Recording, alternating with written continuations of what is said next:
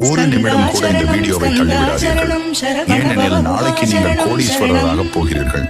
அது எப்படி சாத்தியமாகும் என்று நீங்கள் நினைக்கிறீர்களா?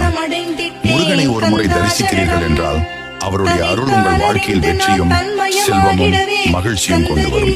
முருகன் ஒரு போர் தேவன் மட்டுமல்ல, அவர் அருள் பெற்றவனுக்கு எந்த இடையூறும் தடையாக வராது. சபரிமலைக்கு போனாலும் திருச்செந்தூருக்கு போனாலும் முருகனை நினைத்தாலே கூட மனதில் இருந்த கஷ்டங்கள் அகன்றுவிடும். வாழ்க்கையில் சில சமயம் நம்மால் எதையும் செய்ய முடியாத மாதிரி தோன்றும். அப்போதே முருகனை தியானிக்கவும், ஓம் சரவணபவ என்று சொல்லவும்.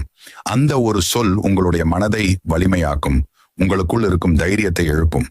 முருகன் தனது பக்தர்களை ஒருபோதும் கைவிட மாட்டார்.